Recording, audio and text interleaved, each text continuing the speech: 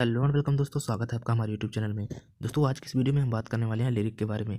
दोस्तों आप ग्रेजुएशन के किसी भी ईयर्स में हो, अगर आप लिरिक को नहीं जानते हैं तो आप बाकी बच्चों से पीछे हैं, क्योंकि लिरिक जो है एक लिटरेरी टर्म है और ग्रेजुएशन के सभी बच्चों को जानना चाहिए। तो आज की इस वीडियो में हम देखेंगे कि लिरिक्स क्या होता है। ज़्यादातर यूनिवर्सिटीज़ में ये बीए फर्स्ट ईयर में पढ़ाया जाता है, क्योंकि शुरुआत के दिनों में ही इसे इम्प्लीमेंट किया जाता है। तो चलिए वीडियो शुरू करते हैं और देखते हैं लिरिक्स का इंट्रोडक्शन और बाकी जो चीज़ें हैं लिरिक्स में।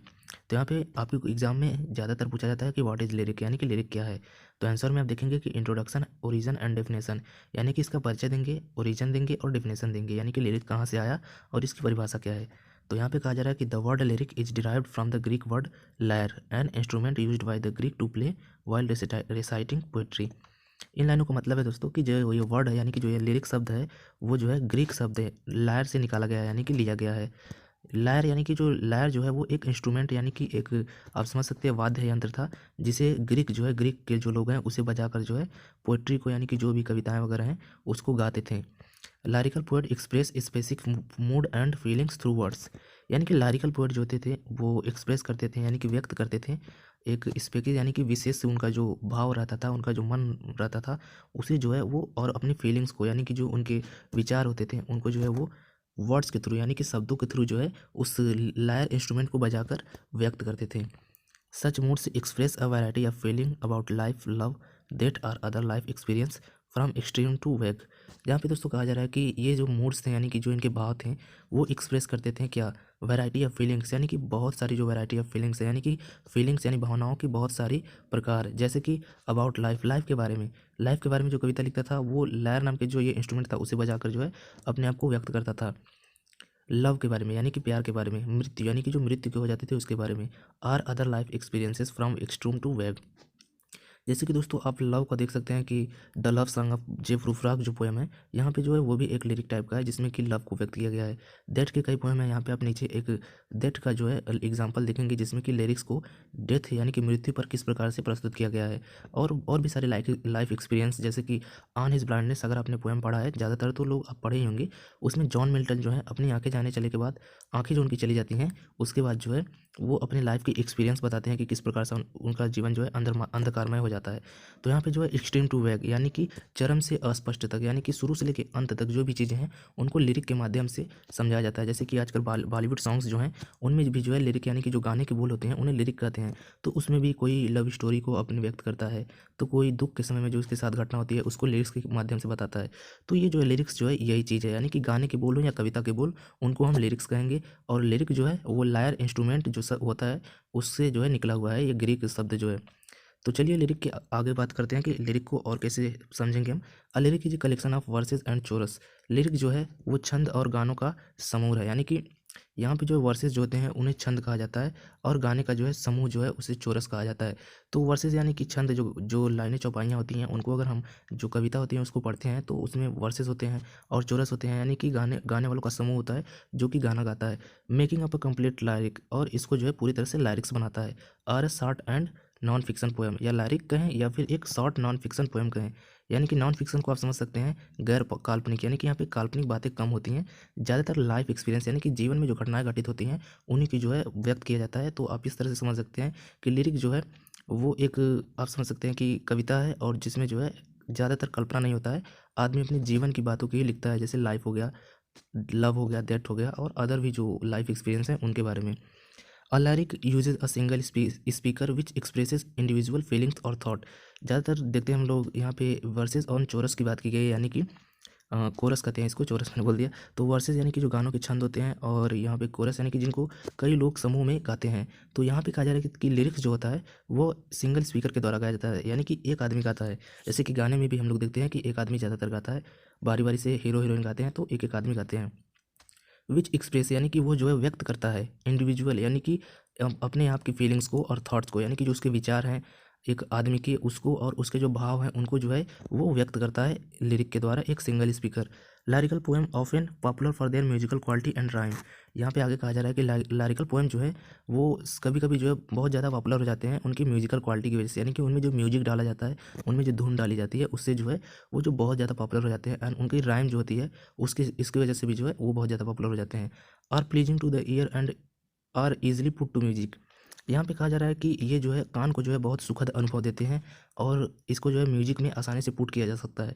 दोस्तों ज़्यादातर जो कविताएं होती हैं, ज़्यादातर तो नहीं कह सकते, लेकिन कुछ कविताएं होती हैं जिनको जो है आप आसानी से म्यूजिक में डालकर अच्छी तरह से गा सकते हैं। लेकिन कुछ कविताएं ऐसी होती हैं जिनका स्ट्रक्चर इस प्रकार से होता है कि उनको जो है आप म्यूजिक में पुट नहीं कर सकते, आप उन्हें गा नहीं सकते। तो वहाँ यहाँ पे यही कहा जा रहा है कि लिरिक जो होता है वो सुनने में जो है बहुत सुखद महसूस होता है कानों को, और इसको जो है आसानी से एक म्यूजिक यानी कि धुन में जो है इसको डाल के एक अच्छा खासा गाना बनाया जा सकता है।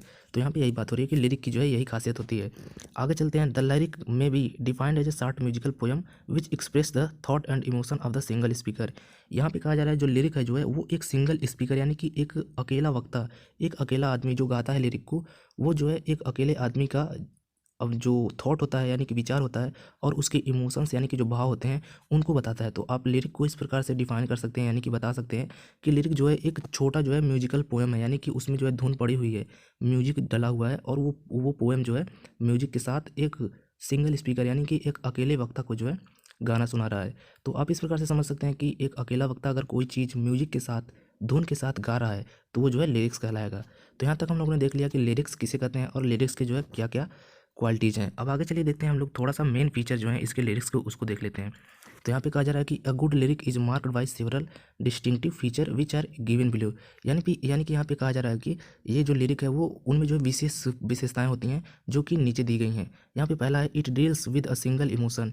यह जो है एक सिंगल विचारधारा कहें या एक भाव के व्यक्त करता है, यानी कि उससे जो है व्यक्त होता है। Which is usually expressed in the first few line. यहाँ पे कहा जा रहा है कि यह जो है शुरुआत के लाइन में जो है अपना जो फीलिंग्स होता है या फिर इमोशंस होता है उनको जो है एक्सप्रेस कर देता है यानी कि व्यक्त कर देता है। In the rest of line, बाकी की लाइनों में the poet gives a thought inspired by the particular sentiment. यानी कि बाकी की लाइनों में जो है शुरुआत की लाइनों के जो सेंटिमेंट्स होते हैं उनको जो है पोएट जो है वो व्यक्त करता है, यानी कि बाकी शुरुआत की लाइनें जो थी उनके क्या विचार थे और वो किस चीज़ों से इंस्पायर्ड हुई हैं यानी कि ली गई हैं, और उसका जो है सेंटिमेंट उसको व्यक्त किया जाता है। तो यहाँ पे आप समझ सकते हैं कि लिरिक्स जो है एक सिंगल आदमी के द्वारा गाया जाता है और उसमें जो शुरुआती लाइनें जो हैं उस आदमी के विचार को व्यक्त करती हैं, उसके इमोशंस को व्यक्त करती हैं, और बाकी लाइनें जो हैं उसके साथ देने के लिए, यानी कि जो वो पहली लाइन दूसरी लाइन है उसका साथ देने के लिए, उसके अच्छे म्यूजिक में डालने के लिए, एक अच्छा गाना बनाने के लिए यूज की जाती हैं। तो ये था पहला फीचर्स। अब आगे चलिए देखते हैं अगले फीचर्स की बात करते हैं। ये है it is emotional in tone. ये जो है इमोशनल होता है टोन में, जब इसे कोई गाता है तो ये बहुत ही इमोशनल होता है। A good lyric gives expression to a deeply felt emotion. एक जो है गुड लिरिक जो होता है वो एक बहुत ही डीपली यानी कि बहुत ही गहरा इमोशन पैदा करता है और देता है। इन अदर वर्ड्स, अगर दूसरे शब्दों में कहा जाए तो it originated from the hearts of the poet and travel to the heart of the reader. यानी कि लिरिक जो होता है वो जो है पोएट के जो है दिल से निकलता है, और जो वक्ता है जो सुनने वाला है यानी कि जो पढ़ने वाला है उसके दिल में चला जाता है सीधे।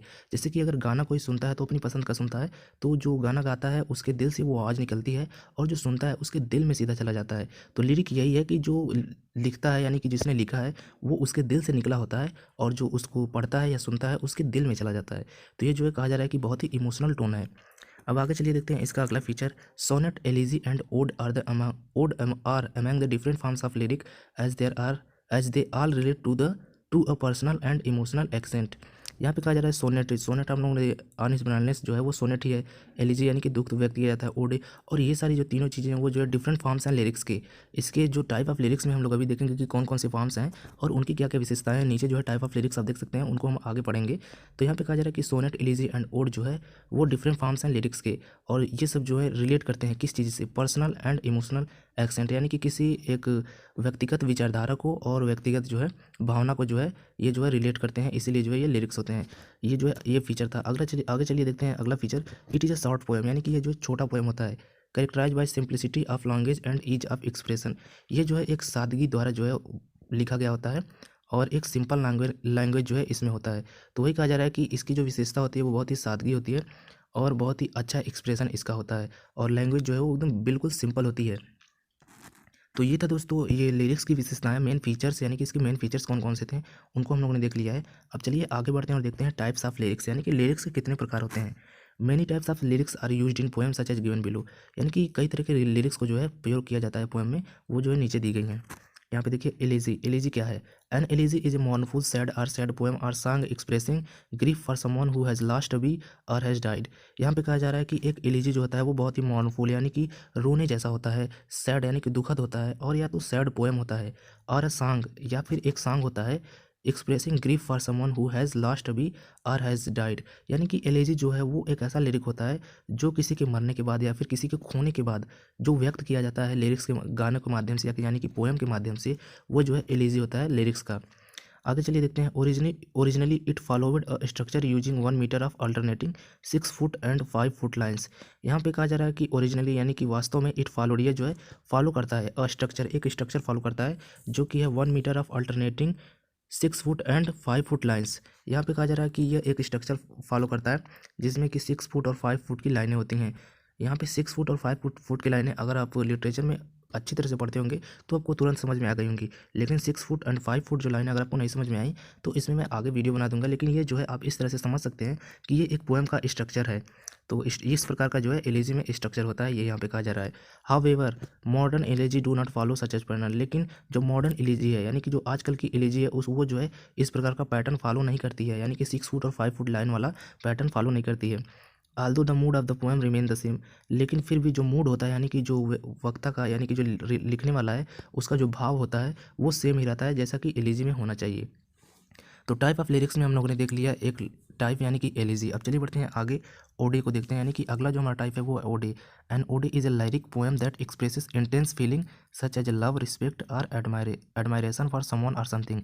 यहाँ पे कहा जा रहा है कि ओडे जो है वो एक लाइरिक पोएम है और क्या व्यक्त करता है? इंटेंस फीलिंग यानी कि तीव्र भावनाओं को जो है व्यक्त करता है। सच एज लव यानी कि किसी के लिए बहुत ज़्यादा तीव्र प्यार हो, रिस्पेक्ट यानी कि किसी के लिए बहुत ज़्यादा रिस्पेक्ट हो, admiration for someone or something यानी कि किसी की बड़ाई करनी हो, यानी कि जो एडमायर करना हो उसको समझ, यानी कि किसी को या फिर किसी चीज़ को, किसी व्यक्ति की भी बड़ाई की जाती है ओडे में और किसी वस्तु की भी बड़ाई की जाती है। तो यहाँ पे ओडे को इस प्रकार से आप समझ सकते हैं। लाइक एन एलिजी, यहाँ पे कहा जा रहा है कि एलिजी की तरह an ode does not follow any strict format or structure. यानी कि एलिजी की तरह जो है ओडे जो है वो कोई भी स्ट्रिक्ट फॉर्मेट को जो है वो फॉलो नहीं करता है और ना ही किसी स्ट्रिक्ट स्ट्रक्चर को फॉलो करता है। आल्दो इट डज यूज एब्सिटेंस और रिपीटेड लाइन, लेकिन फिर भी ये जो है कुछ रिपीटेड लाइनों को प्रयोग करता है, यानी कि इसमें जो है रिपीटेड लाइनें जो है परहेज नहीं करता, रिपीटेड लाइनें जो है वो प्रयोग करता है। यानी कि कुछ लाइनें जो होती हैं वो रिपीट होती नहीं होती हैं ओडे में, क्योंकि यहाँ पे किसी के एडमायर किया जाता है तो बार बार उस लाइन को बोला जाता है जिससे कि उसका एडमायर हो सके बार बार। तो वही कहा जा रहा है कि इसमें जो कुछ लाइनों को रिपीट भी किया जाता है। It is usually longer than other lyrical forms. यहाँ पे कहा जा रहा है कि ये जो है अदर लाइरिक्स की तुलना में जो है लंबा होता है। And focus on the positive mood off life, और इसमें जो है जीवन का जो है पॉजिटिव मूड यानी कि एक सकारात्मक भाव जो है इस पोएम में होता है। तो यहाँ पे ओडे हम लोगों ने देख लिया कि ओडे किसे कहते हैं। अब चलिए आगे बढ़ते हैं और देखते हैं सोनेट, यानी कि लिरिक्स का अगला जो आप समझ सकते हैं कि अगला जो टाइप है उसको। तो सोनेट यूजेस 14 लाइन, यानी कि सोनेट में जो है 14 लाइनें होती हैं। एंड फॉलोज आयम्बिक पेंटामीटर, यानी कि ये जो है आयम्बिक पेंटामीटर जो है फॉलो करता है with 5 pairs of accent and unaccent syllable. यानी कि ये जो है 5 पेयर जो एक्सेंट एंड अनएक्सेंट साइलेबल को फॉलो करता है। यानी कि इसमें उच्चारात्मक कहा जाता है एक्सेंट को, और जिसको उच्चारण ना सही से किया जा सके उसको अनएसेंट कहा जाता है। यानी कि इसमें जो है 5 पेयर्स होते हैं जिसमें कि एक्सेंट भी होता है और अनएक्सेंट साइलेबल भी होता है। The structure of a sonnet with predetermined syllable and rhyme scheme. यहाँ पे जो इसका स्ट्रक्चर होता है वो प्री डिटरमाइंड होता है, और साइलेबल जो होता है और राइम स्कीम होता है जो वो पहले से ही प्री डिटरमाइंड होता है। Makes it flow through readers tongue similar to a song on the radio. जो कि ये राइम स्कीम जो होता है इसका, वो इसे एक जब पोयम कोई पढ़ता है यानी कि वक्ता जब इसको पढ़ता है तो उसके जीभ से जब ये आवाज़ निकलती है तो वो लगता है कि ये कोई गाना बज रहा हो, जैसे कि रेडियो पे गाना बजता है उसी प्रकार से इसको लगता है कि इसको पढ़ने पर जैसे लगता है कि गाना बज रहा है। सोनेट में आप देख सकते हैं कि जो ऑन इज ब्लाइंडनेस है वो भी एक सोनेट है। तो चलिए आगे बढ़ते हैं, देखते हैं कि अगला जो हमारा टाइप है वो है ड्रामेटिक मोनोलॉग। ड्रामेटिक मोनोलॉग क्या है? A dramatic monologue has a theoretical quality, यानी कि जो आप समझ सकते हैं थिएटिकल यानी कि थिएटर में जो है होता है उस तरह की क्वालिटी इसमें होती है। थिएटर में जैसे कोई भी एक अकेला आदमी का खड़ा होकर गाता है, किसी भी चीज़ को दर्शाता है, जैसे कि आप आजकल के समय में समझ सकते हैं कि वह स्टैंड अप कॉमेडी जो लोग करते हैं उसको आप समझ सकते हैं। तो वही कहा जा रहा है कि meaning that the poem portray a loan speaker communicating with the audience. यानी कि स्टैंड अप जो कॉमेडियन होते हैं वो अकेले खड़े होते हैं और उनके सामने ऑडियंस होती है और उनसे कम्युनिकेट करते हैं अपनी पोएम के माध्यम से। लेकिन स्टैंड अप कॉमेडी में जो है कुछ बातें जो है पोएम की तरह नहीं होती हैं, लेकिन अगर कोई गाना गा रहा है और अपने वक्ताओं से जो है कम्युनिकेट कर रहा है मंच पे, तो वो जो है ड्रामेटिक मोनोलॉग होता है। यहाँ पे कहा जा रहा है कि without any dialogue coming from the other character, यानी कि कोई भी डायलॉग जो है अदर करेक्टर से कम नहीं हो रहा है, यानी कि नहीं आ रहा है, फिर भी जो है वो कम्युनिकेट कर रहा है ऑडियंस से। Typically the speaker speak to a specific person in the poem, यहाँ पे कहा जा रहा है कि टाइपिकली जो स्पीकर है वो किसी विशेष पर्सन के बारे में बात कर रहा है। जैसे कि आप मंच वगैरह पे जाते हैं, कहीं पे सभाएं होती हैं, तो वहाँ पे किसी विशेष व्यक्ति जो होता है उसको लेकर गाना गाया जाता है और लोगों से कम्युनिकेशन स्थापित किया जाता है। ज़्यादातर अगर आप मंच मंच देखने जाते होंगे, नेताओं के भाषण होते हैं, वहाँ पे भी जो है कुछ लोग अपने नेताओं को बढ़ाई करने के लिए कुछ गीत गाते हैं, तो जो जनता होती है बैठी उनसे जो है कम्युनिकेशन होता है, लेकिन वहाँ पे एक आदमी की जो है बहुत ही ज़्यादा तारीफ़ की जाती है जो उसका नेता हो। तो इस तरह से आप समझ सकते हैं कि ड्रामेटिक मोनोलॉग क्या होता है। तो हम लोगों ने देख लिया कि टाइप ऑफ सोनेट्स क्या होते हैं, सोनेट्स क्या होता है। अब आगे चलिए बढ़ते हैं, इसका एक और टाइप है जो कि है कंटेम्प्रेरी पोएट्री। ये जो है कभी कभी गाई जाती है, जैसे कि इसमें लिखा भी गया है, poet occasionally write poetry for specific occasion such as wedding, anniversaries, birthday, victories and dedication such as John Dryden, Annus Mirabilis and Edmund Spenser Epithalamion. यहाँ पे कहा जा रहा है कि पोएट जो है कंटेम्प्रेरी जो पोएट्री होती है उसको पोएट जो है कभी कभी जो है लिखता है, यानी कि हमेशा उसको नहीं लिखता है। जैसे कि वो कब लिखता है, जैसे कि वेडिंग्स पे, यानी कि किसी की शादी पे लिखता है, एनिवर्सरी पे लिखता है, बर्थडे किसी का हो उस पे लिखता है, विक्टोरीज हो यानी कि जीत हुई हो, और डेडिकेशंस पे। सच एज, यहाँ पे जो है कुछ पोएम्स, दो पोएम बताए गए हैं, सच एज जैसे कि जॉन ड्राइन एनस मेरिबिलिस, यानी कि ये जो एक पोएम है इसको जो है लिखा गया था ओकेजनली, यानी कि कंटेम्प्रेरी पोएट्री ये है। और एडमंड स्पेंसर का इपिथेल्मियन, यानी कि ये जो पोएम है वो जो कभी कभी शादी पे लिखा, इसको जो है लिखा गया है वो जो है शादी वगैरह पे लिखा गया होगा। जैसे कि वेडिंग्स पे जो पोएम लिखा गया है उसको आप समझ सकते हैं कि वो जो है कंटेम्प्रेरी पोएट्री है। तो हम लोगों ने सारी देख ली टाइप ऑफ लिरिक्स, यानी कि कौन कौन से टाइप होते हैं लिरिक्स के। अब चलिए आगे बढ़ते हैं, देखते हैं example of lyric in literature, यानी कि लिटरेचर में कौन सा एग्जांपल है। अगर इतना सारा आप लोगों ने पढ़ लिया कि लिरिक्स क्या होता है, मोटा मोटी तो आपको समझ में ही आ गया होगा कि लिरिक्स क्या होता है और उसके टाइप कौन कौन से हैं, और टाइप है तो वो कौन कौन से टाइप है, उनकी क्या विशेषता है। लेकिन अगर आपको एक एग्जाम्पल मिल जाए तो और अच्छा होगा, क्योंकि आप समझ जाएंगे कि एग्जाम्पल किस प्रकार से होता है। तो यहाँ पे जो है O captain my captain by Walt Whitman की जो है एक पोएम की लाइनों के लिए है मैंने, जो कहा जा रहा है यहाँ पे, O captain my captain our fearful trip is done. यहाँ पे जो है एक कैप्टन है जो नाव चला रहे हैं, और उनका जो समझ लीजिए सह यात्री है, यानी कि जो साथ में उनका एक जो को पायलट है, इस तरह से आप समझ सकते हैं, वो जो है कहता है कि ओ कैप्टन, यानी कि हमारे कैप्टन, हमारी जो है डरावनी जो यात्रा थी वो ख़त्म हो चुकी है। The ship has weathered every rack, यानी कि जो जहाज़ है वो हर तरह की लड़ाइयों को लड़ चुका है।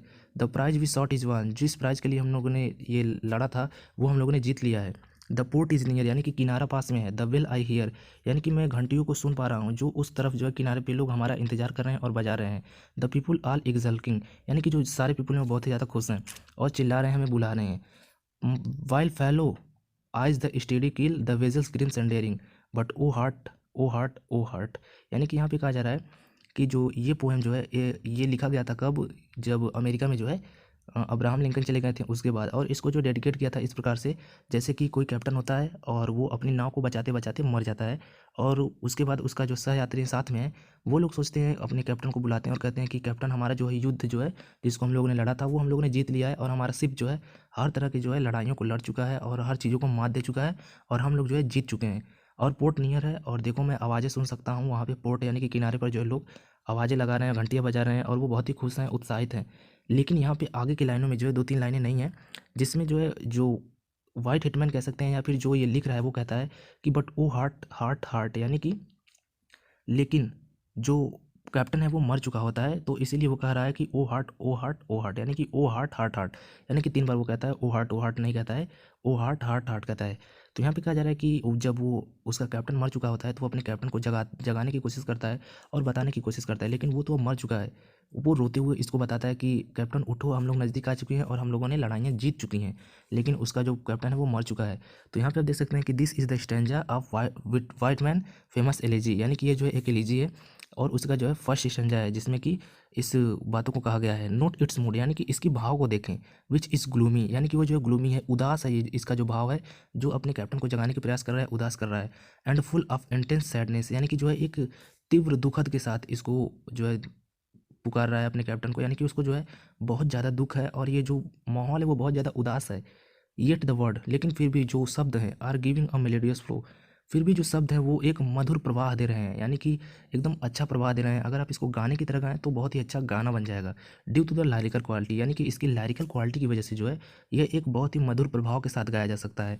तो ये था एक लिरिक्स का एग्जाम्पल जिसको हम लोगों ने देखा, जिसमें कि ये लिरिक जो है एलिजी था। इस प्रकार से बहुत सारे लिरिक्स के एग्जाम्पल हैं, जो बहुत सारे पोएम हैं। अगर उनको गाने में आपको एक फ्लो मिलता है, आप गाते जाते हैं, और अगर आप उसको सोचते हैं कि म्यूजिक के साथ जो है ये बहुत ही अच्छा मेलोडियस फ्लो बन सकता है इसका, तो वो जो है बहुत ही अच्छा लिरिक्स होगा। तो इस लिरिक्स को हम लोगों ने देख लिया एग्जाम्पल को, और अब तक हम लोगों ने लिरिक्स को पढ़ लिया और लिरिक्स के टाइप्स को पढ़ लिया, और वहाँ पे जो है एक एग्जाम्पल भी देख लिया।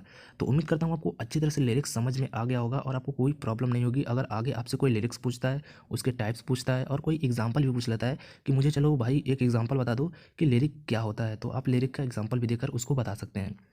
तो आज की इस वीडियो में बस इतना ही। उम्मीद करता हूँ आपको वीडियो पसंद आया होगा। तो मिलते हैं आपसे अगले वीडियो में, तब तक के लिए आपका वीडियो देखने के लिए धन्यवाद।